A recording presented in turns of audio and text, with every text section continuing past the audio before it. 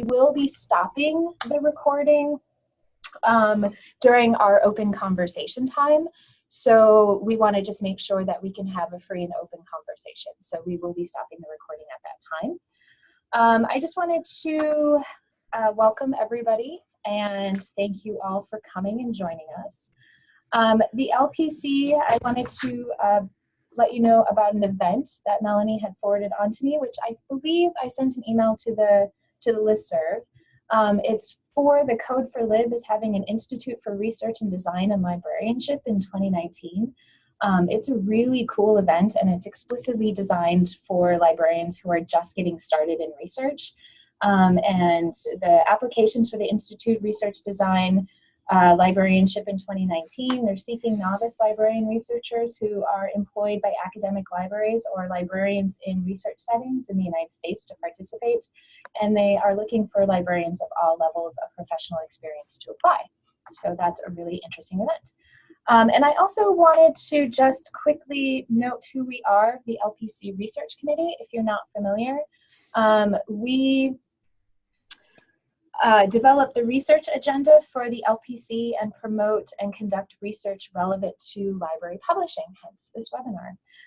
And then just a quick rundown as to the events. So we have 4 panelists. The first will be Charlotte Rowe. We have Laurie Taylor, Daniel Tracey, and John Warner.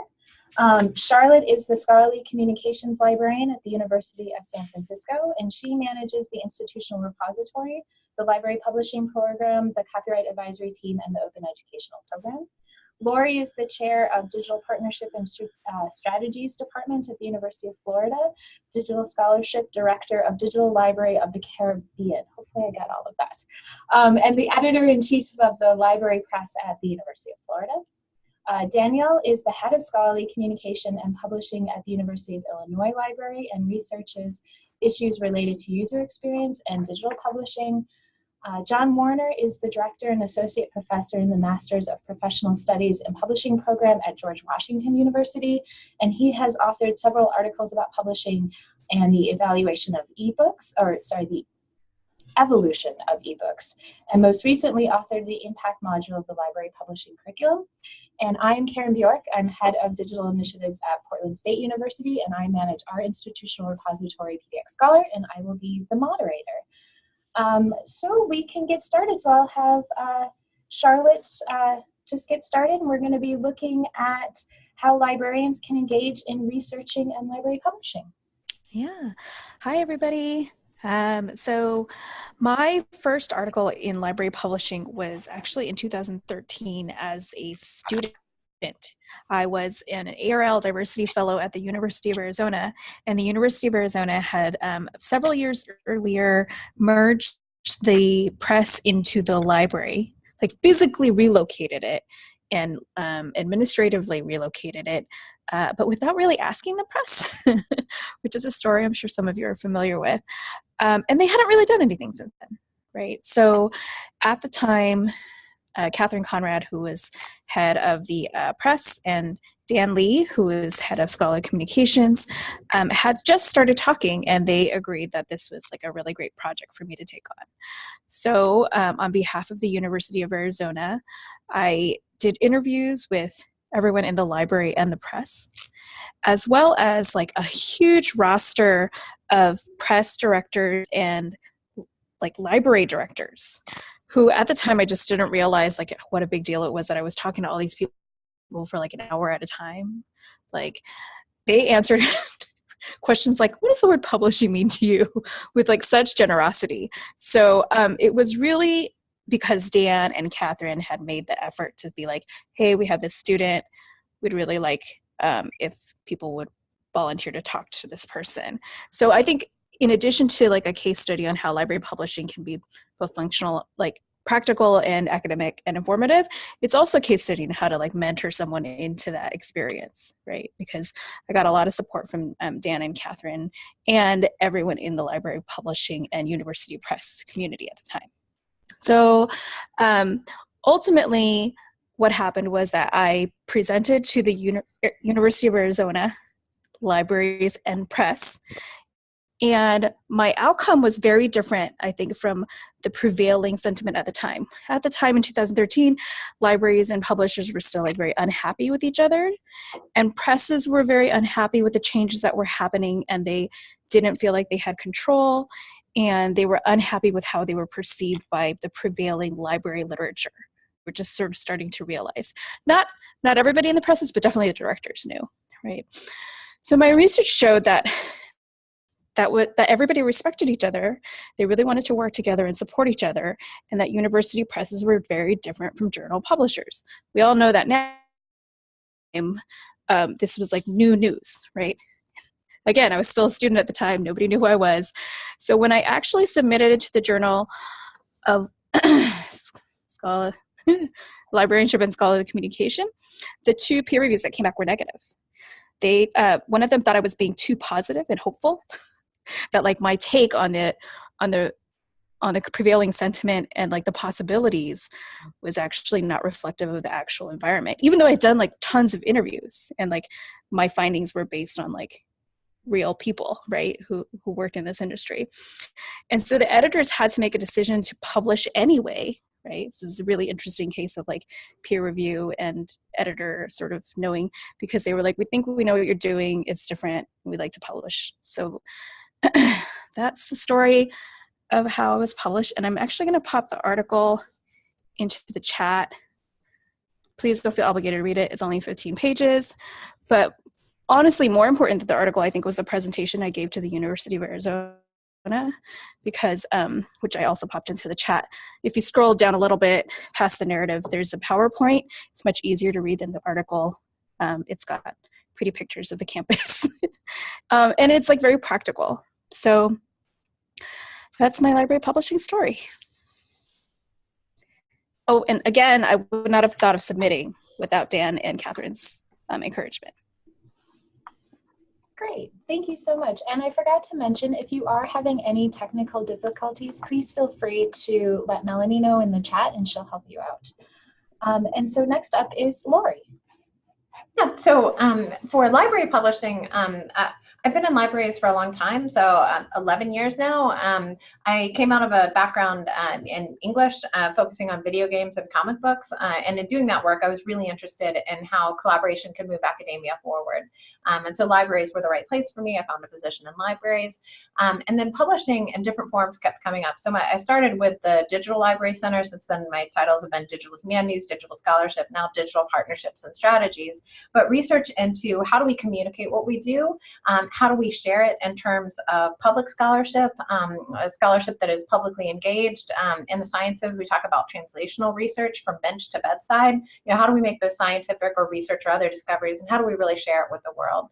And one of the ways that we do that is through publishing. So my most recent publication the publication that I have that's really focused on library publishing was an ARL spec kit on libraries, presses, and publishing. And that arose with my collaborators, one of whom is Meredith Babb. She's the director of the University Press of Florida, and also the UF Press.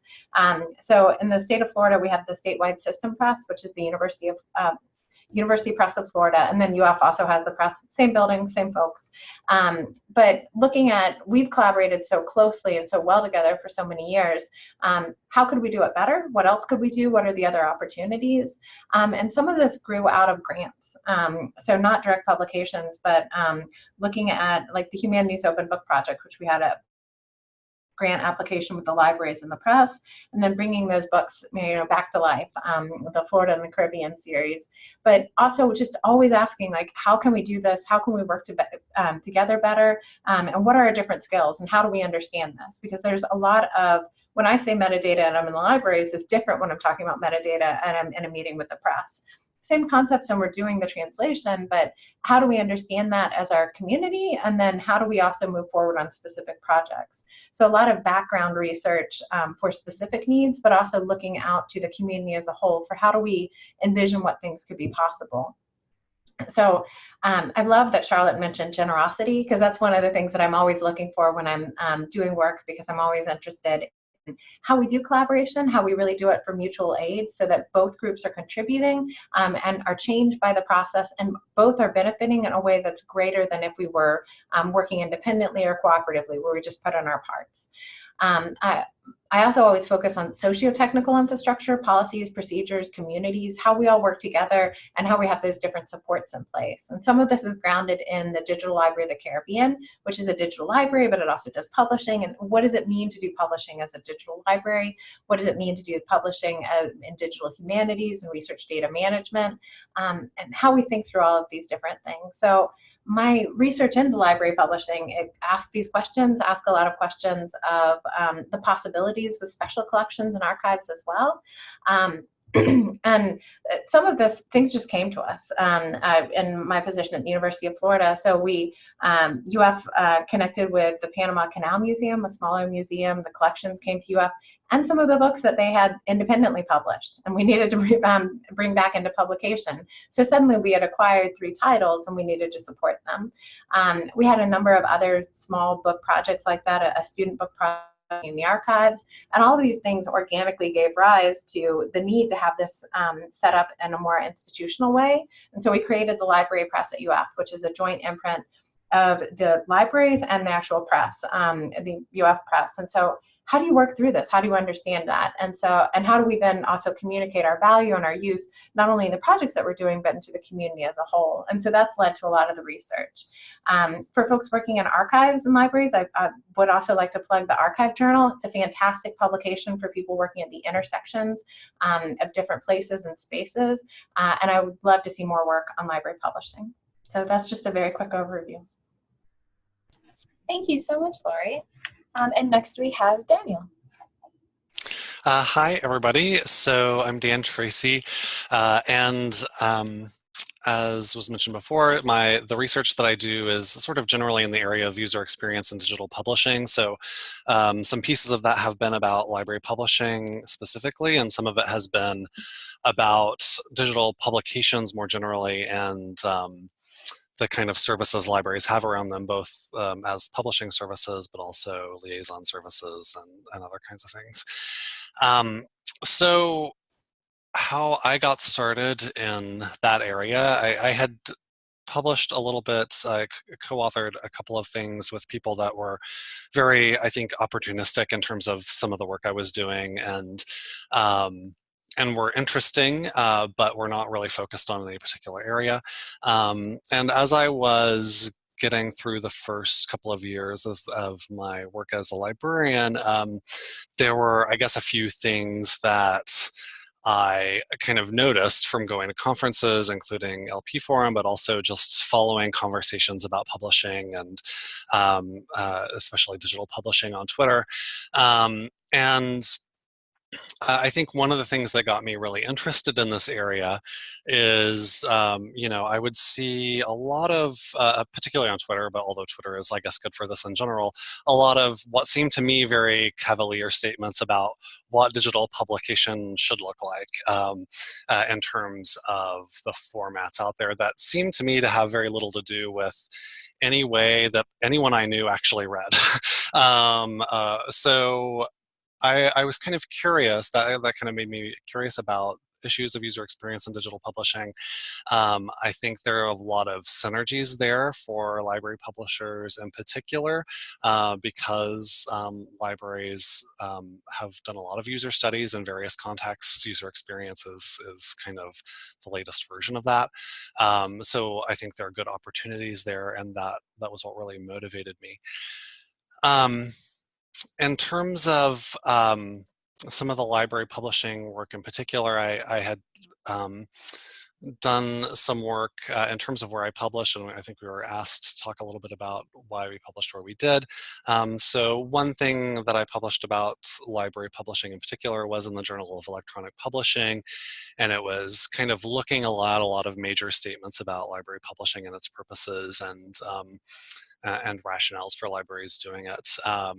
And that, I think, made a lot of sense for that journal, just because it was an electronic publishing journal, kind of broadly writ. So it was a fairly easy match. And there was a follow-up article that I wrote, though, that was more a survey of library publishers, kind of seeing what they were doing in terms of user experience. And that one I wound up sending to college and research libraries. And that was a case where, in some ways, it's an obvious fit because it's a broadly read kind of academic libraries journal. On the other hand, they hadn't really published anything about library publishing before. They did have a fair amount about collections and a fair amount about scholarly communications and other factors about scholarly communication. But nothing specifically about library publishing. So it seemed to me like they were getting more interested in scholarly communication issues, so it might be a good fit that way. But I think other things that I often use whenever I'm thinking about choosing where to publish are kind of looking at where are the things that I'm citing being published, because you know that there's some sort of audience there for that conversation that you're interested in.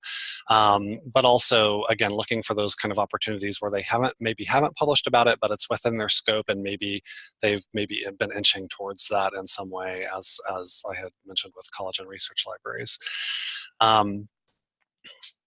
Otherwise, I've done a lot. The research that I've done has kind of spanned a number of different methodologies. I had a background before the library in the humanities, but a lot of the library-based research has been using more social sciences methods, with some kind of forays into more humanistic approaches here and there, like the Journal of Electronic Publishing one, which was a little bit more discourse analysis. But otherwise, I've done things like surveys and interviews and focus groups and those things. And I think the main thing to think about there, in terms of, why do you choose a particular approach, is thinking about, what is really the research question that you have, and what do you need to, what kinds of information do you need to answer that question, is really the key that I come back to. And I think is really easy.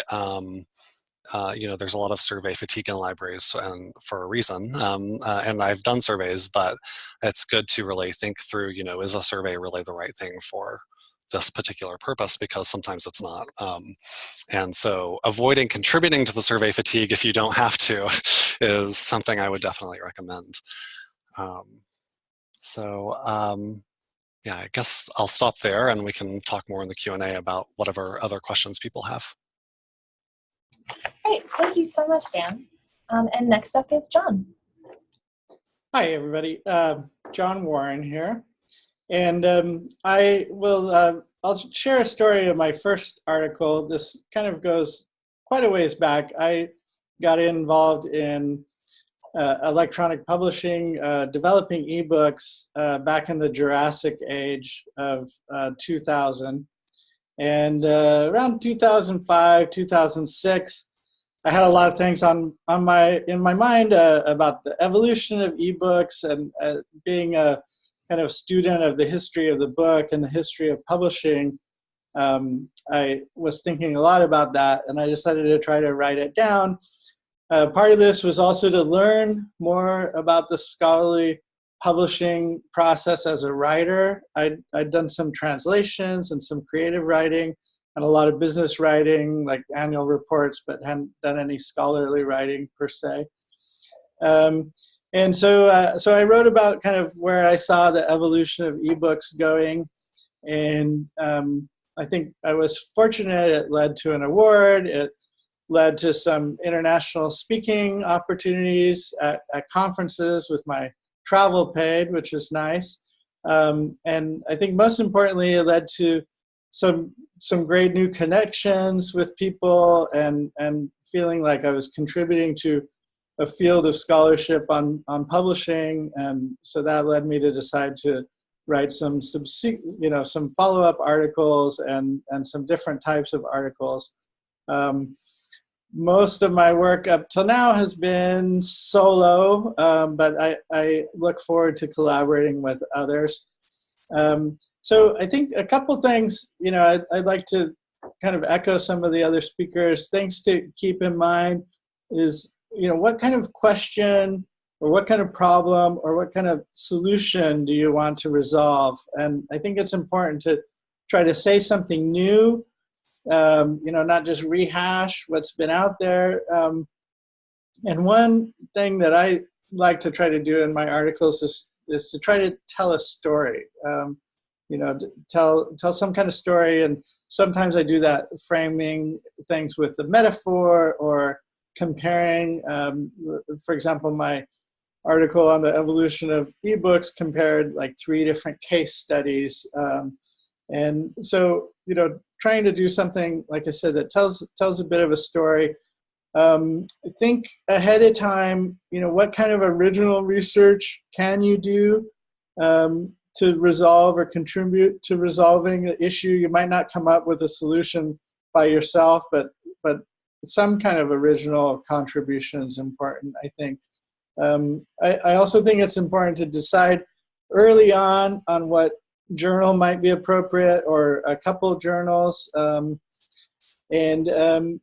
start reading in the field. Most of us do that already, I think. But one thing I like to tell academic writers when I give workshops is, don't submit to a journal if you don't like the articles in that journal. So, read the articles, and if you like what's going on, like Daniel said, kind of participating in the conversation. I think it's important to edit your work extensively before submitting. I guess we all know that because we're publishers ourselves. One thing I think has helped me is asking a colleague to do a kind of pre-peer review before submitting it, possibly more than one at some times. I think it's, why to do this? It's a lot of work, but it, showing a publication track record of your own, it looks good on your CV. I think you learn a lot from the process. I've personally learned a lot from that. Again, it's very rewarding, leading to connections, or speaking. And I think no matter what job, even if our job isn't academic per se, advancement a lot of times depends on good writing skills, so it's good from that too.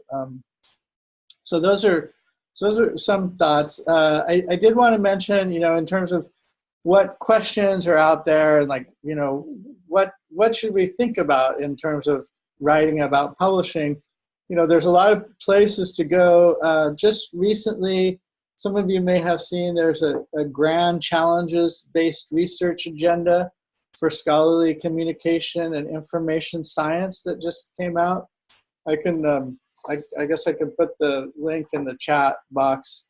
But there's a lot of different places you can go, and again, sometimes it's participating in that conversation that's already going on. So that's, I think after this we could open it up to a kind of general talk and questions. Yeah, so we will stop our recording now so that we can have a very open conversation. So thank you so much to our panelists for kicking off this conversation. And does anyone have any questions to